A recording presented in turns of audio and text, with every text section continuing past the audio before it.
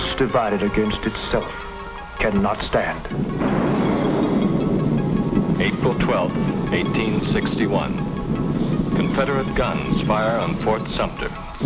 The war had come. South Carolina had seceded from the Union in December of 1860, and 6 other slave states had soon followed.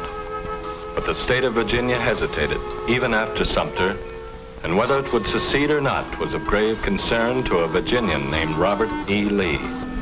If Virginia stands by the old Union, so will I. But if she secedes, then I will follow my native state with my life.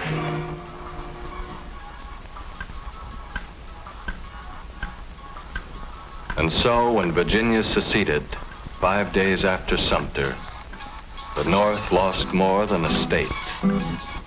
It lost a general. Through a mistake we lost Bull Run 3 Bulls, says I. Through a mistake we lost Bull Run 3 Bulls, says I. Through a mistake we lost Bull Run, and we all skedaddled to Washington. And we'll all drink stone blind, Johnny, come fill the bowl. Neither side had won it, but the first battle was at hand. And man or boy, Johnny Reb or Billy Yank, each soldier faced his own worst moments alone, waiting.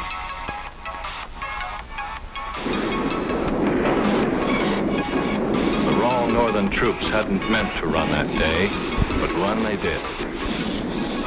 It wasn't going to be a short war. Bull Run was a defeat for the North, but not a decisive one. And by the spring of '62, McClellan, now with a tough and disciplined army, the Army of the Potomac, embarked aboard a huge fleet of wooden ships to the James River for a drive on Richmond. Hard fighting brought the Union Army to within 4 miles of Richmond, the heart and symbol of the Confederacy. But with victory almost within his grasp, McClellan learned that his own capital was threatened by Confederate cavalry.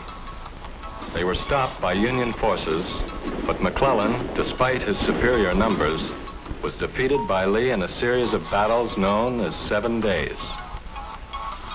Richmond was still threatened, but for that matter, so was Washington.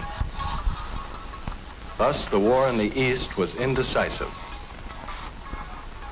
But things were going differently in the West. Here, where broad rivers cut into the Confederacy, an unknown Union general had surrounded. Commander asked this unknown for terms. The reply was, "No terms except unconditional surrender." An unconditional surrender grant it was from that day on. But Ulysses S. Grant was not always to have things on his own terms. One Sunday morning in early April at his headquarters,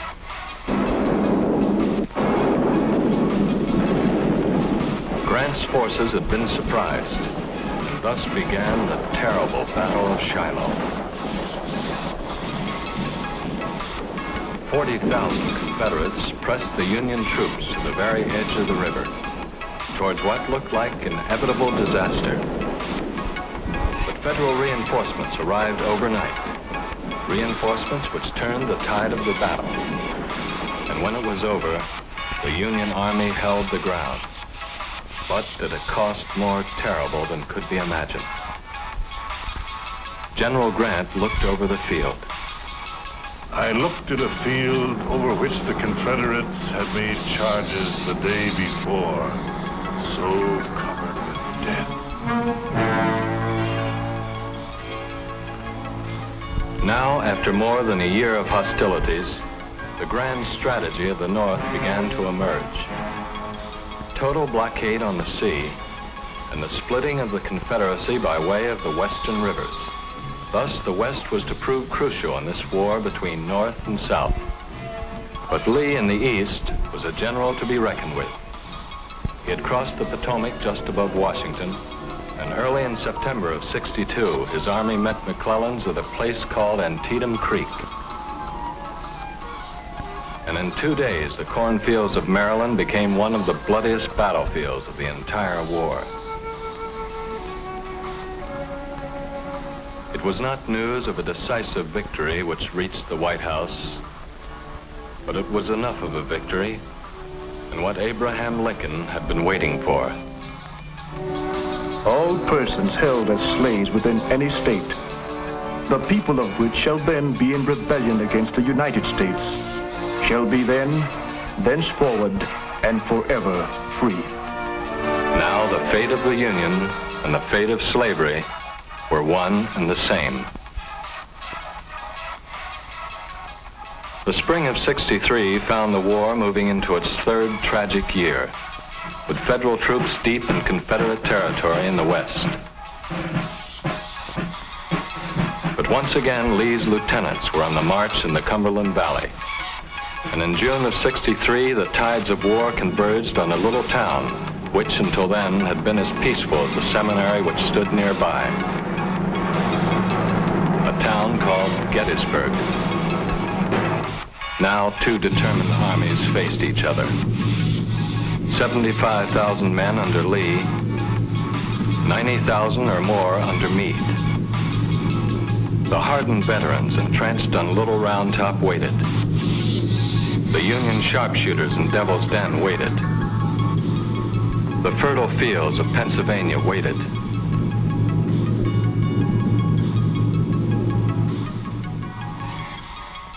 But Lee's first assault failed to dislodge the Federal troops from Cemetery Ridge. Meade's men got what sleep they could among the graves that night. The fighting had been hard. And when morning of the third day came, Lee mounted his fateful attack.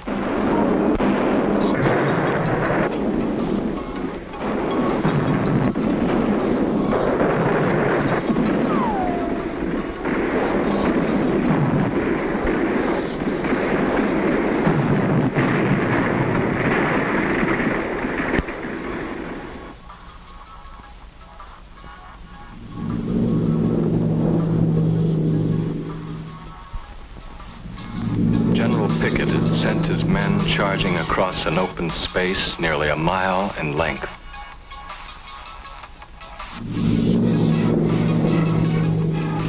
They had moved with the steadiness of a dress parade. Their defeat was one which all but sealed the fate of the Confederacy.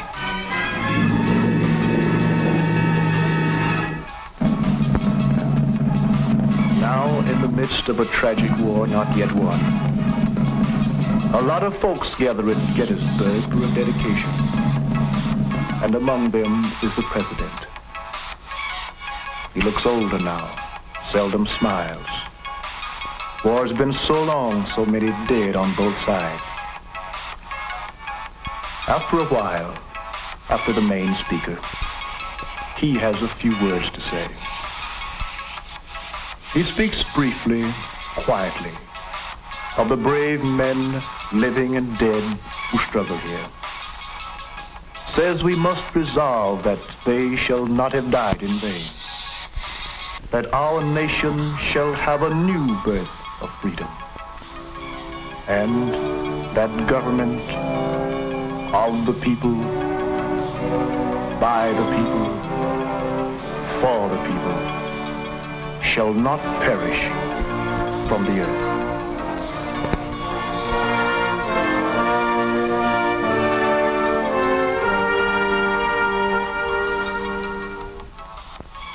But the terrible war went on, and once again the West proved crucial. Vicksburg had surrendered to Ulysses S. Grant in July of '63. Then Grant took command in Chattanooga and stormed the Confederate positions on Missionary Ridge. East Tennessee, the way into Georgia, was now in Union hands, as was the Mississippi River. The Confederacy was divided, and in Grant, Lincoln had at last found a fighting general. Now placed in supreme command of all Union forces, Grant threw the Army of the Potomac into the Wilderness Campaign. Slashed at Lee's line, was pushed back, struck again and again. The South was slowly being worn down.